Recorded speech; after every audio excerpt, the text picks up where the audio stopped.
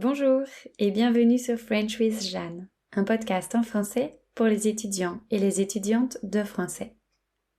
Vous écoutez le 4e épisode de la série 18, où je vous parle spontanément.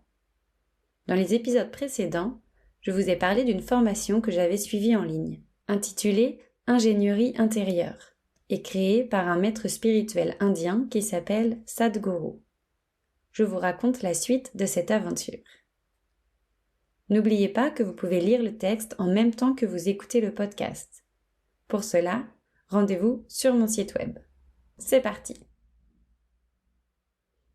Alors, pendant que je suivais la formation en ligne, j'étais de plus en plus curieuse du lieu qu'avait créé Sadhguru. Donc en Inde, il a créé ce qu'on appelle un ashram, c'est un centre de méditation et de yoga. Et le sien s'appelle Isha Yoga Center et il est situé au sud de l'Inde, près d'une ville qui s'appelle Coimbatore. Donc plus j'avançais dans la formation et plus j'étais curieuse de ce lieu où mon ami était parti passer 3 mois.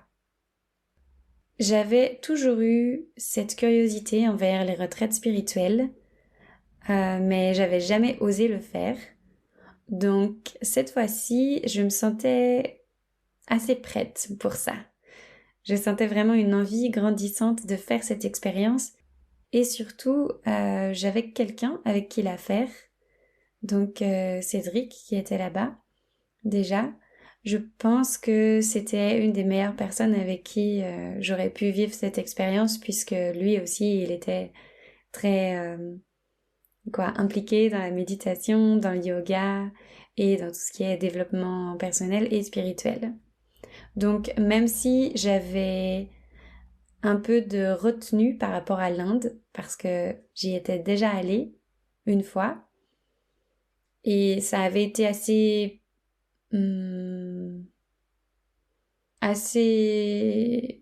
renversant comme voyage. C'est un pays qui est très intense pour moi, donc j'avais pas du tout envie de retourner en Inde seule. Mais comme c'était dans un contexte particulier et que je serais pas seule, j'ai décidé de prendre mes billets et de partir à la découverte de ce fameux ashram. Donc j'ai pris mes billets vraiment 2 semaines avant le départ, c'était une décision totalement spontanée. Ça me ressemble pas beaucoup, je pense, de faire ça.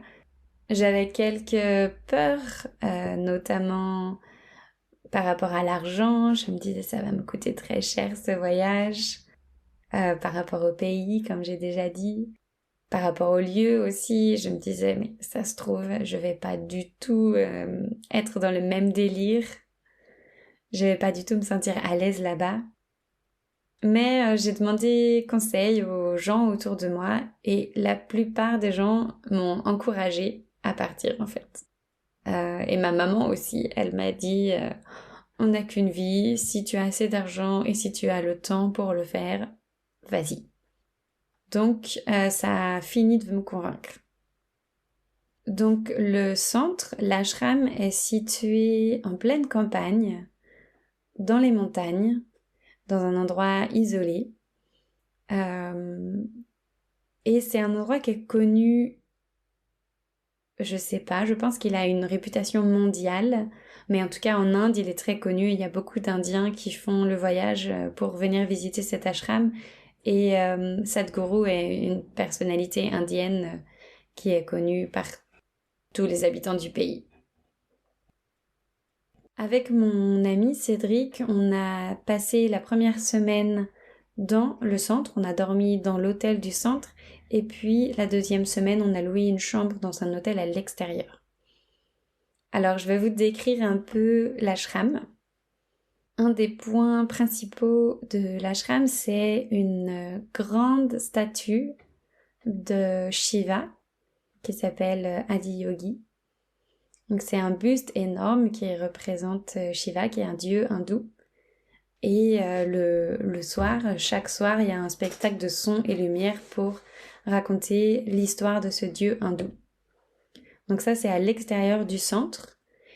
Et ensuite, on peut marcher comme 10 minutes ou on peut prendre un taxi local, c'est-à-dire une vache qui tire une charrette pour aller jusqu'à l'entrée du centre. Donc pendant ce trajet, il y a des restos, quelques petites boutiques. Et puis à l'entrée du centre, il y a un resto. Et il y a aussi la réception, on va dire, où on doit laisser nos sacs et nos téléphones. Parce que normalement, il n'y a pas le droit d'entrer avec les téléphones. Ensuite, on passe une grande entrée où il y a un serpent énorme. Et on continue de marcher et on arrive à un endroit où il y a un premier restaurant. Normalement, ici, on dépose les chaussures parce que c'est un endroit où théoriquement on marche pieds nus, mais le sol était tellement chaud, c'était vraiment brûlant qu'on peut garder les chaussures et les enlever simplement pour entrer dans les temples. Et suite à ça, on peut se promener librement dans l'ashram, au moins dans la partie réservée aux visiteurs, qui est composée de 2 temples principaux et 2 bassins sacrés. Donc pour les 2 temples, le premier s'appelle Bhairavi, c'est le temple de la déesse du féminin.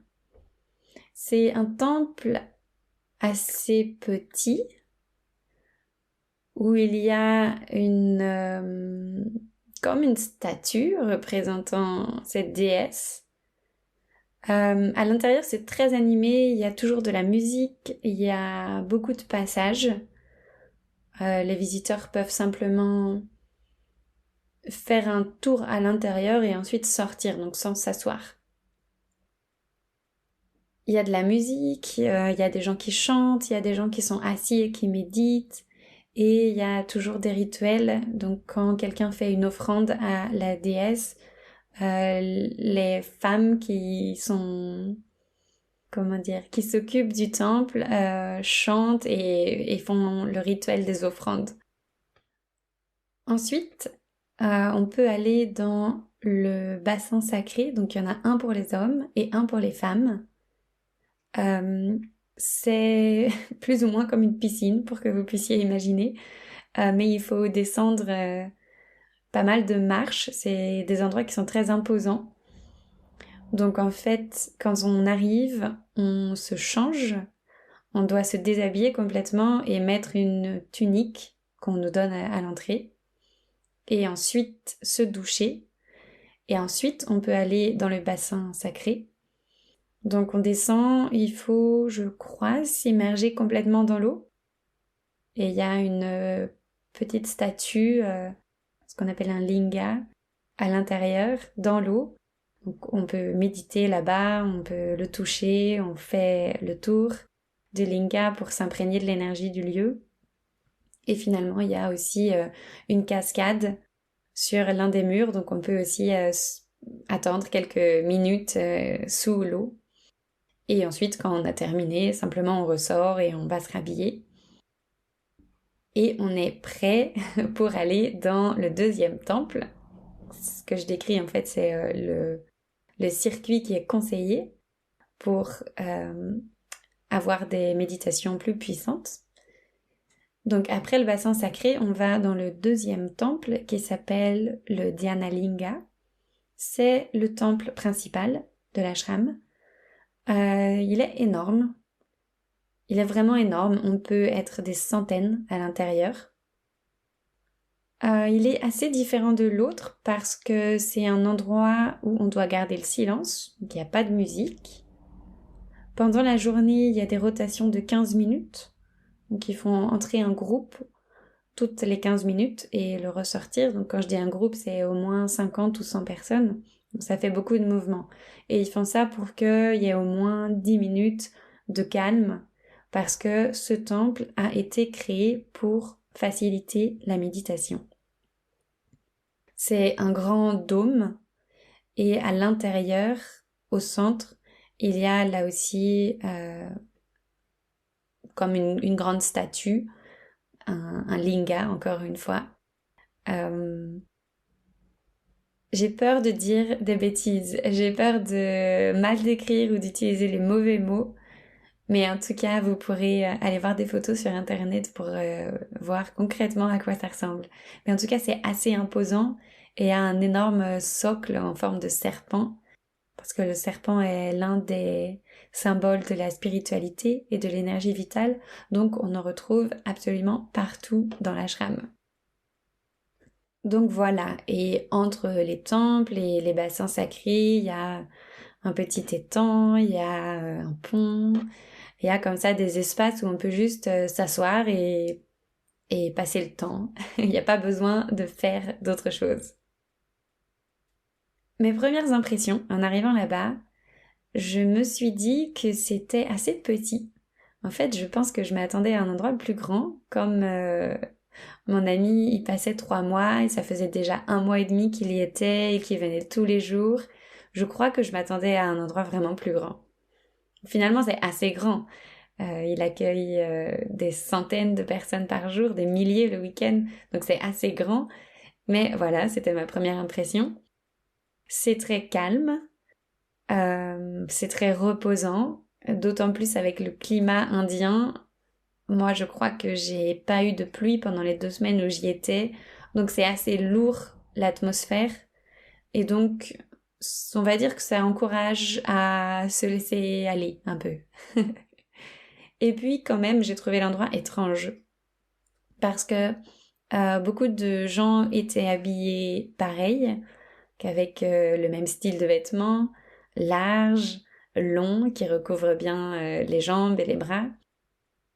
Parce qu'il y a beaucoup de symboles que je connaissais pas, il y a beaucoup de rituels que je connaissais pas non plus évidemment. Et il y a des gens qui font des trucs un peu bizarres aussi, mais comme n'importe quelle chose peut être bizarre quand on la voit pour la première fois. Donc le premier jour, j'ai trouvé ça étrange. Et puis après 2 semaines, ça me faisait plus rien parce que déjà je m'étais renseignée, je savais un peu plus ce qu'ils faisaient. Mais juste, on s'habitue, on s'habitue à tout. Je parlerai peut-être de ça un peu plus tard. Donc comme j'ai dit, l'endroit accueille des centaines et des milliers de visiteurs par jour. Donc là, je parle juste des personnes qui viennent pendant la journée et qui repartent. Mais certains, comme nous, dorment à l'hôtel de l'ashram. Donc là, je pense qu'il y a des centaines de personnes chaque nuit. En plus de ça, il y a tous les bénévoles, parce que c'est un endroit où il y a beaucoup de volontaires qui travaillent. Donc ils dorment dans les dortoirs, on leur donne des missions pendant la journée et le reste du temps, ils sont nourris et logés. Donc, j'ai essayé de compter, mais je pense que ça représente environ 1300, 1500 personnes qui sont sur place non-stop. Et en fait, tout ça, je l'avais pas vu au départ. Parce que tous ces gens-là, l'hôtel et les résidences et la cantine, c'est derrière en fait. Les visiteurs n'ont pas accès à ça. Donc c'est comme une petite ville, vraiment. Ça fourmille, il y a toujours des gens qui vont à droite, à gauche. On voit qu'il se passe plein de choses parce qu'il y a aussi des programmes qui ont lieu. Donc, par exemple, la formation que j'ai faite en ligne, c'est possible de la faire sur place. Donc il y a des gens qui viennent et qui restent là 3, 4, 5 jours ou plus selon le programme auquel ils participent.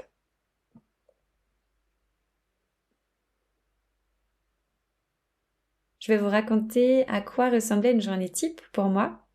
Donc déjà, je tiens à préciser que on était totalement libre.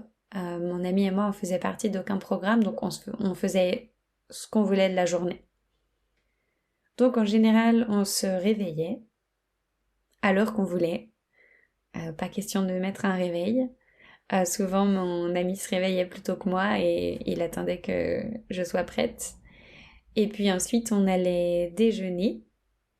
Donc, il y a 2 repas par jour qui sont inclus. Donc, un en fin de matinée et l'autre en début de soirée. Donc, on allait déjeuner au petit déjeuner selon la perspective. Et ensuite, on passait l'après-midi soit à discuter, soit juste à chiller, à s'asseoir, à regarder ce qui se passait autour de nous. à faire des exercices de respiration, parfois à faire des petites siestes, aller se promener un petit peu, faire des étirements et évidemment faire de la méditation. Je pense qu'on faisait au moins une méditation par jour et parfois c'est arrivé qu'on en fasse plus et on allait au temple, je dirais qu'on est allé à chaque temple presque chaque jour. Et parfois plusieurs fois par jour. En fait, on fait ce qu'on veut. Donc si on avait envie, on y allait. Si l'un de nous avait envie, il y allait. Et puis après, on allait dîner et souvent après le dîner, soit on faisait une petite promenade, soit on rentrait se coucher parce que il fallait être à l'hôtel à 21h30, il me semble. Donc c'est pas un hôtel, c'est un hôtel dans un ashram, donc il y avait quelques règles à respecter quand même. Je dirais que ces 2 semaines, elles n'ont pas été très intenses de l'extérieur, dans le sens où on n'a pas fait beaucoup de choses. On a vraiment passé la grosse majorité du temps dans l'ashram. On n'a pas du tout voyagé à côté. Moi, j'ai pas fait de sport pratiquement. Donc, c'était pas très stimulant à l'extérieur, mais par contre, à l'intérieur, oui. À l'intérieur, oui. Moi, je suis allée là-bas avec l'envie de mettre en pratique les enseignements que j'avais appris lors de la formation et l'envie de découvrir un lieu avec des gens qui ont reçu ces mêmes enseignements. Donc c'était beaucoup d'observations au début pour moi. Je me posais beaucoup de questions. J'avais pas toujours la réponse et j'osais pas toujours poser les questions non plus parce que je me disais oh, les gens qui travaillent là-bas, on doit leur poser ces questions-là mais 10 fois par jour. Donc je voulais pas les embêter non plus. Donc je cherchais sur internet certaines de mes réponses. Et voilà, et j'essayais juste de vivre ma vie le plus possible en accord avec mon corps, avec mon cœur, avec mes envies, mes besoins. Et rien que ça, en fait, ça occupe beaucoup. Rien que ça, c'est comme un job à temps plein. Parce que là-bas, il y avait zéro contrainte et rien à faire. Voilà, on n'avait pas de travail, on devait s'occuper de personne. On était très, très libre, vraiment.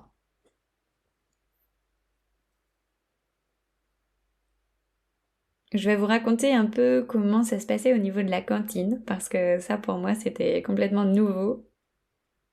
Quand on arrive dans le réfectoire, il y a de la musique qui passe, donc on commence par aller se laver les mains, et ensuite on s'assoit par terre. Donc il y a des paillasses qui sont disposées au sol, les lignes sont pas mélangées, donc c'est une rangée d'hommes, une rangée de femmes, et on vient simplement prendre la place qui est inoccupée. Donc les gens s'assoient les uns à la suite des autres. On s'assoit par terre, donc en tailleur, ou comme on peut. Il y a quelques places sur des tables pour les personnes, je pense, qui ont des difficultés ou des douleurs à rester assises pendant aussi longtemps. Et on mange avec les mains. Donc je pense que tout ça est fait pour pratiquer la pleine conscience. Une fois que la musique s'arrête, c'est que le service va commencer, donc les portes se ferment, faut arriver à l'heure, et on fait une minute de silence ou plus, je sais pas trop. On reste un moment en silence et c'est le moment de la gratitude. Donc, on se recueille, on remercie je sais pas qui. on remercie et on exprime notre gratitude pour le repas qu'on va recevoir. Et ensuite, quand la musique reprend, le service commence. Donc là, ce sont des volontaires qui passent dans les rangs avec des seaux et de la nourriture. Donc il y en a un qui a des fruits, l'autre qui a du riz, l'autre qui a des sauces, l'autre qui a des légumes. Et on ne doit pas parler. Oui, j'ai oublié de dire ça.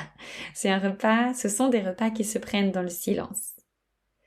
Donc on fait juste des signes de la main si on veut ou on veut pas ce que la personne nous présente. On mange ce qu'on veut.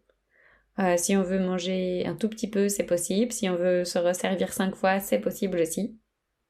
Et quand on a terminé, simplement on se lève, on va laver son assiette et son gobelet et on repart. Donc c'était très ritualisé La première fois, c'était très très curieux. Et puis, comme j'ai dit tout à l'heure, on s'habitue. Pour moi, je pense que c'était la première fois que je mangeais en silence. Parce qu'en France, c'est vraiment l'inverse. Les repas, c'est des moments de socialisation. C'est là où on discute beaucoup, on échange beaucoup. Donc là, c'était vraiment nouveau pour moi. Au début, c'était un peu déstabilisant. J'avais envie de discuter avec mon ami, j'avais envie de simplement de se demander oh, qu'est-ce que c'est ça, qu'est-ce qu'on mange, est-ce que c'est bon. Mais finalement, on apprend et ça passe vite. Je me suis pas ennuyée en tout cas, et j'essayais aussi de manger en conscience. Donc juste, ça veut dire en prenant le temps de sentir les aliments dans mes mains d'abord, enfin surtout dans ma main parce que en Inde on mange avec la main droite seulement, puisque la gauche est utilisée pour les toilettes. Euh, oui, c'est ça. Et ensuite prendre le temps de manger. C'est vraiment simple comme principe, mais si vous voulez essayer, ça demande un peu de concentration et de lâcher prise. Juste parce que c'est pas dans mes habitudes. Euh, Sinon, quoi dire de plus? La deuxième semaine, comme on avait loué un hôtel à l'extérieur, on n'avait plus accès à toute cette partie-là du centre, donc on mangeait dans les restos qui étaient dans l'ashram ou à côté. C'était un peu plus compliqué pour moi parce que la nourriture était souvent épicée et moi je peux vraiment pas manger épicé. Mais bon, je me suis quand même régalée parce que j'adore les pains indiens, tout ce qui est naan, parota, euh, chapati, tout ça, j'adore. Donc c'était juste beaucoup de pain et un peu de sauce. Mais c'est ok, j'étais préparée à manger comme ça, vu que j'étais déjà allée en Inde. Je savais qu'au niveau de la nourriture, il fallait que je m'adapte, parce que c'est pas eux qui vont s'adapter à moi. Sinon, dans le centre, il y avait quelques cours ou quelques sessions journalières. Par exemple, à 5h30 du matin, il y a des volontaires qui se regroupaient pour chanter et pour méditer ensemble. Donc on y est allé 2 fois. C'était sympa, franchement sympa. C'est un moment un peu hors du temps parce que le soleil n'est pas encore levé, qu'on se retrouve là dans l'obscurité pour chanter. Pareil, je n'avais jamais fait ça. Il y a aussi quelques séances de yoga, quelques séances de méditation, et puis les rituels dans les temples. Je crois que dans le Dhyana Linga, il y en avait 2 par jour. Donc là, souvent, il y avait quelqu'un qui venait chanter à l'intérieur du temple. C'était aussi vraiment sympa, j'aimais beaucoup parce que ça changeait un peu l'énergie du lieu. Et tout ça, j'ai oublié de le spécifier, mais l'entrée de l'ashram est totalement gratuite. Donc bien sûr, pour dormir à l'hôtel, il faut payer, mais honnêtement, c'était pas cher du tout. Nous, il me semble qu'on a payé 30 € par personne pour une semaine, avec 2 repas inclus et une chambre privée avec notre salle de bain. Donc c'est vraiment abordable, en tout cas pour les Occidentaux. Au niveau de la méditation, parce que c'est quelque chose que je voulais vraiment approfondir là-bas. Donc la méditation, j'en fais depuis longtemps, mais j'en fais, j'arrête, j'en fais, j'arrête. Et avant d'aller en Inde, je m'étais lancé le défi d'en faire tous les jours pendant 30 jours. Donc c'était parfait comme préparation. Je savais pas encore que j'allais aller là-bas, mais j'étais déjà en train de me préparer.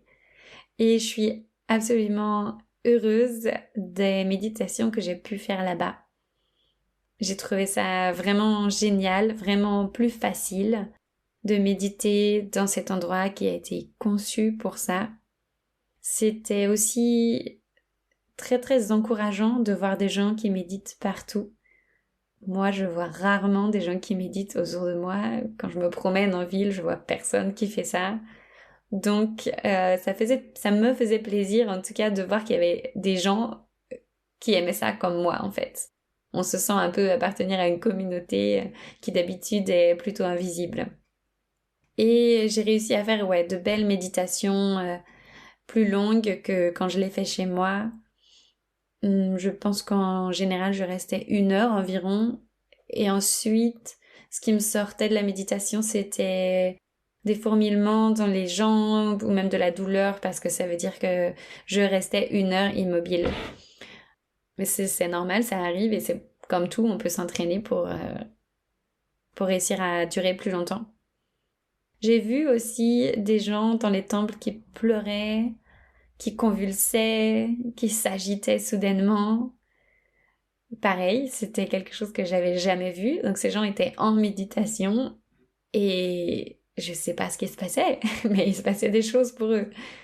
Moi, ça a pas du tout été comme ça, mais c'était plus comme une déconnexion avec la réalité, je dirais ça. J'avais l'impression que à un moment, mon cerveau faisait quelque chose comme switchait, comme quelque chose changeait et j'étais plus vraiment consciente d'être assise dans un temple en Inde. J'étais ailleurs. J'étais pas endormie, mais j'étais ailleurs. Je peux pas dire où. Ça ressemble un peu à de l'hypnose, j'imagine, parce que j'en ai jamais fait, mais quand j'ai décrit cette expérience, plusieurs personnes m'ont dit ça. Et puis à un moment, ça s'arrête plus ou moins soudainement. Je reprends conscience de où je suis, de ce qui se passe, et c'est un peu comme si je me réveillais. Je reviens à la réalité. J'ai eu quelques visions, mais pas beaucoup. Mais ça m'était jamais arrivé avant non plus, donc c'était vraiment euphorisant, ces expériences-là où je sortais du temple et je me sentais apaisée, comme équilibrée, entière. Et, et j'avais en fait très envie de recommencer pour voir si ça allait recommencer déjà parce que parfois on médite et il se passe absolument rien et on a beaucoup de mal à déconnecter ou à entrer dans cet état méditatif. Mais j'étais curieuse de voir jusqu'où ça peut aller. Je sentais bien que c'était vraiment le début pour moi. Et par contre, je me suis pas vraiment sentie réceptive aux énergies du lieu. J'ai rencontré beaucoup de gens là-bas qui disaient que l'énergie était incroyable. Et moi, je dois avouer que je sentais rien de très fort, rien d'incroyable. Mais c'est ok. Je pense que je suis pas habituée non plus à être à l'écoute de ces ressentis-là. Donc peut-être qu'ils étaient présents, mais simplement que je pouvais pas les sentir. Un peu comme le cœur qui bat.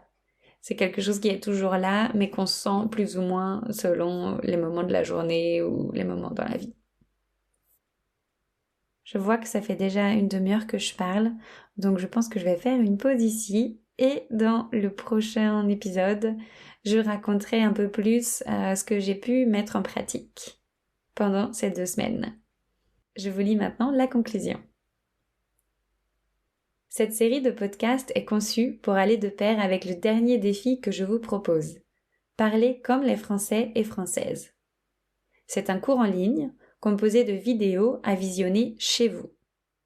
Dans ce cours, je vous donne les clés pour que votre français oral soit plus informel, sonne plus comme celui des natifs et des natives, et que vous puissiez comprendre ces derniers plus facilement. C'est vrai que les Français et les Françaises parlent vite, mais ils appliquent certaines stratégies. Il suffit de les étudier. Alors, vous êtes prêts pour ce nouveau défi ? Vous trouverez le lien dans la description de cet épisode et sur mon site web. Je vous souhaite une belle journée ou une belle nuit. Prenez soin de vous.